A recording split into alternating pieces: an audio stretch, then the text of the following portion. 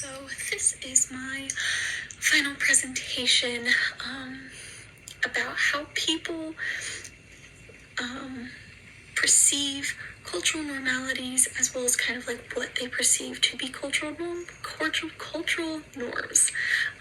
My name is Lauren Hughes. This is for the class Comms 3332, and I am finishing this up on Sunday, December 4th. So to start, I want to go over what chapter resources I had used. For this presentation, I will be relying on chapters 1 and 3 primarily from the textbook Intercultural Communication in Context by Judith and Martin, in order to look at the self-awareness demographic imperative, self-awareness imperative and demographic imperatives, as well as the interpretive and critical approaches to social conflict. Just a quick disclaimer, this kind of subject can be considered to be sensitive, just depending on what community you're in. In some communities it causes a lot of conflict, in other communities it's considered normal to debate on and discuss. So I will just simply say that this is a research-based analysis. Essentially, I'm taking the critical approach to look at this kind of topic. I'm not trying to call out any group, I'm not trying to put down any group, etc., etc. This is simply for research purposes. So to start, I want to go over a couple of definitions, just so that way we have a base to build off of for this presentation. First, starting with is the self-awareness imperative, which can be defined in the textbook as something which is an imperative that helps us to gain insights into our own culture along with our own intercultural experiences. The second definition I want to go over is what a demographic imperative is, and essentially it looks at how changes either come from changing demographics within the US or with changing immigration patterns. So essentially how the demographics change with how the nation changes. And thirdly, we're going to define the critical approach to social conflict, which is the social philosophy that focuses on society and culture to reveal, critique, and challenge power structures. So essentially, the critical approach is figuring out how to challenge your leaders. And overall, it is just a very straightforward critiquing process when discussing with superiors and lower, I want to say workers, but just people of lower status, essentially. And lastly, I want to define interpretive approaches to social conflict, which is basically the flip side to critical approaches, which is the social theories and perspectives that embrace a view of reality as socially constructed or made meaningful through others' understandings of events. So essentially, it is the flip side of the critical approach. The critical approaches is basically saying everything has a mean, whether it be a higher up making something happen or a lower challenging a higher up. Like there's a step-to-step process in basically approaching conflict using the critical approach, while the interpretive takes a bit more of an emotional side to it, basically saying that everything has a meaning and it's not all strictly a step-by-step process. Like everybody interprets it, the conflict differently, so they're going to approach solving it differently based on their person. So I want to talk about why is it important to talk about cultural norms changing?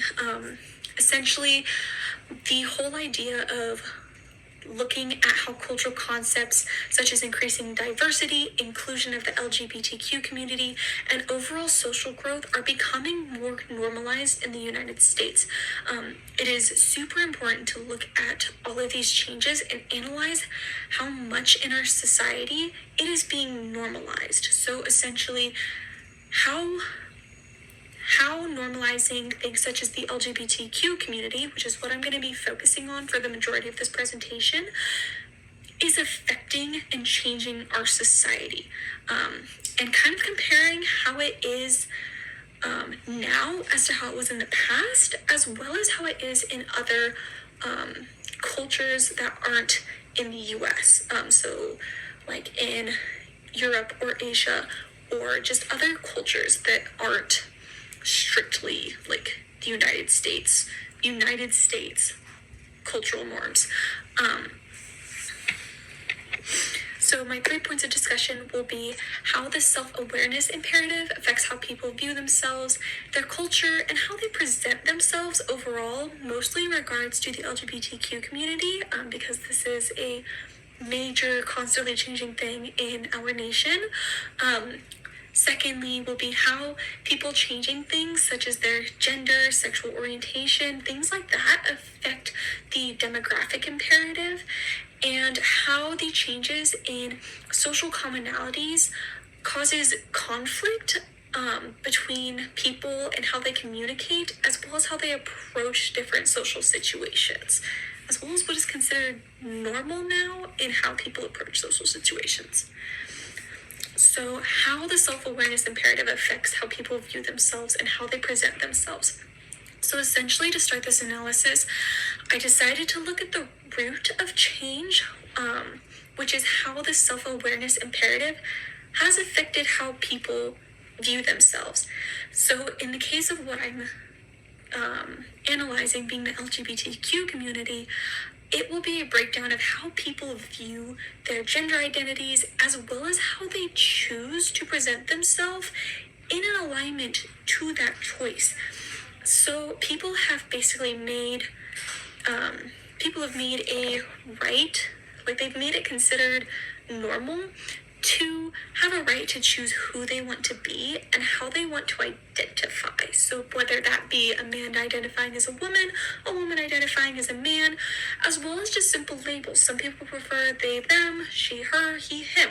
It all now kind of depends on what you feel and how you want to present yourself. So there is, however, a need to point out how the popularity of the LGBTQ community has made an impact on how easily people can change how they identify.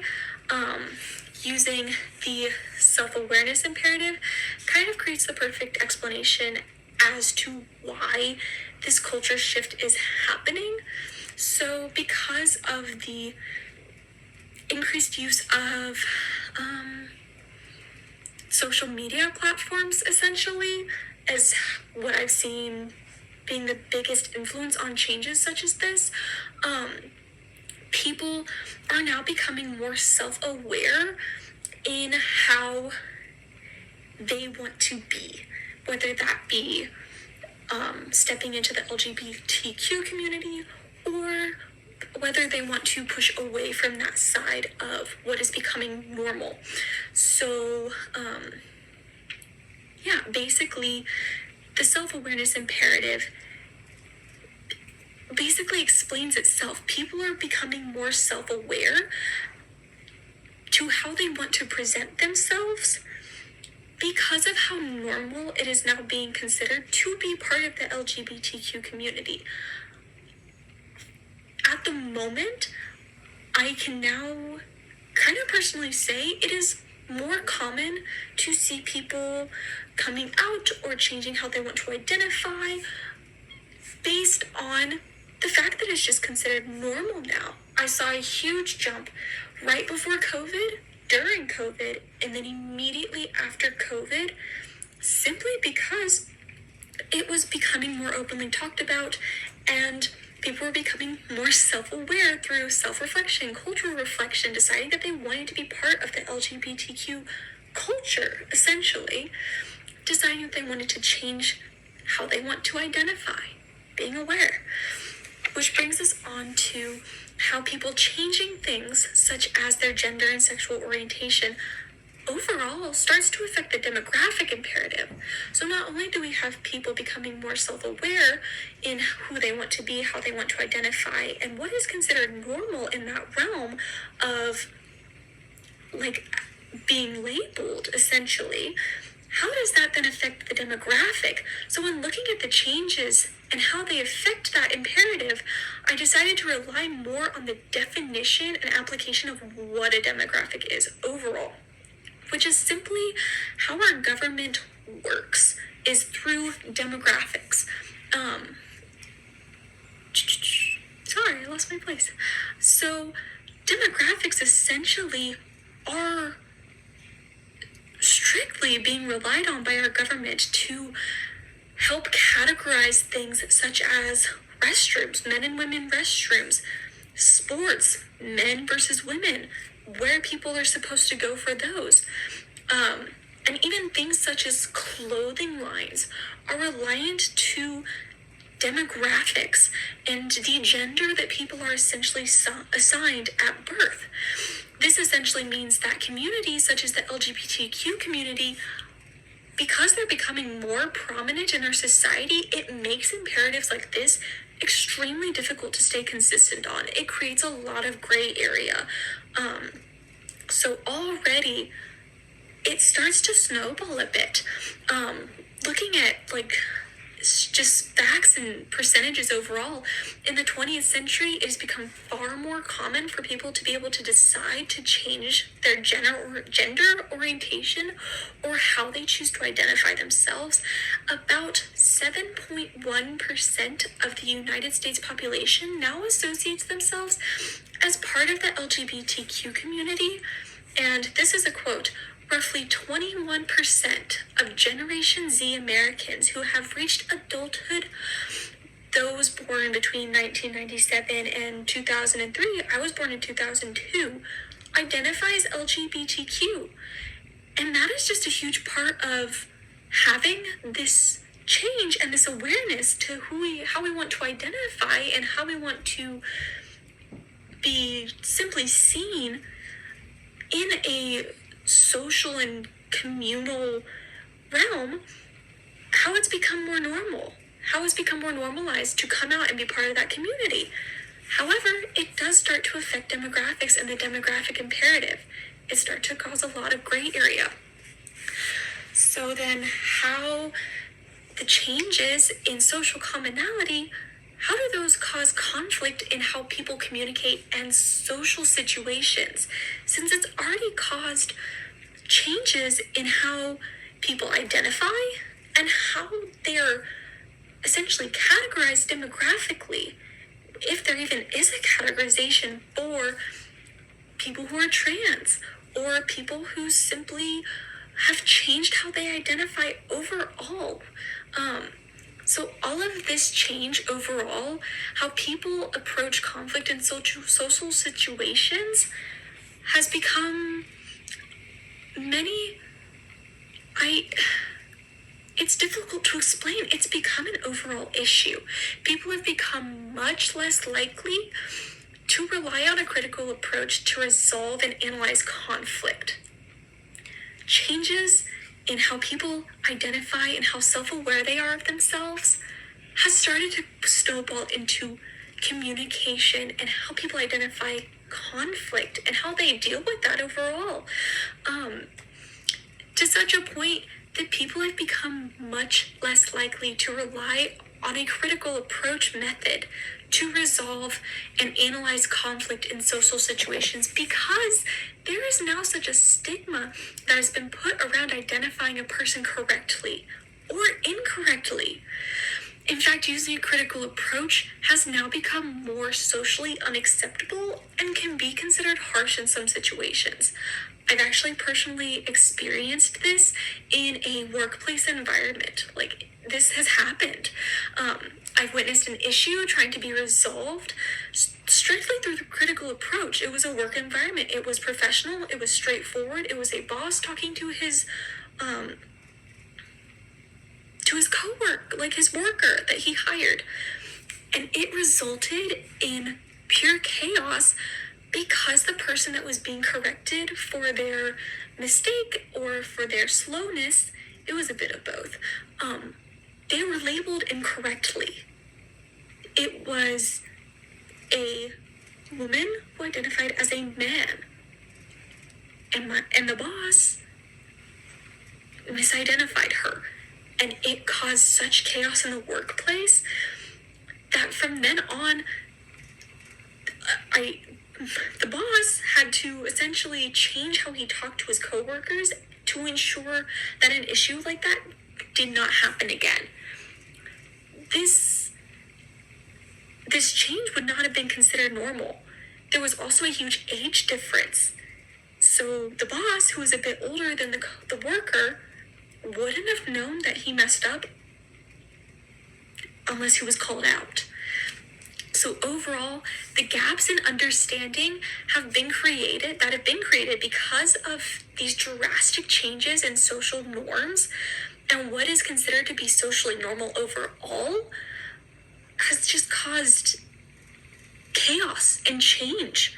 And people no longer truly being able to use a critical approach method to fix conflict in social situations. People that tend to be a bit older are a bit more traditional in their views, as well as their approach to conflict. They're more likely to resolve conflict by using a critical approach method, to be more straightforward, to look at the facts and how they apply to the situation to simply get it done, instead of a more gentle and interpretive approach, which is what the Gen Z generation, the age gap, the technology gap, the social norm gap, have been raised and have been essentially more used to in solving conflicts.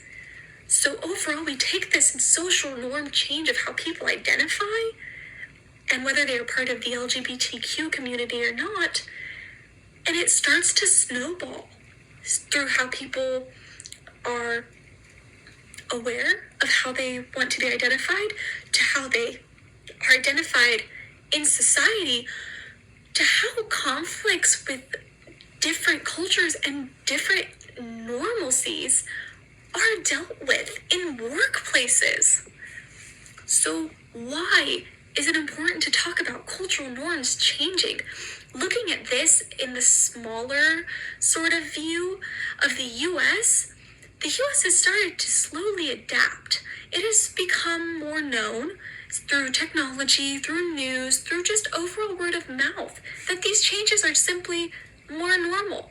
There has been a change in how people are openly expressing how they want to be identified through self-awareness.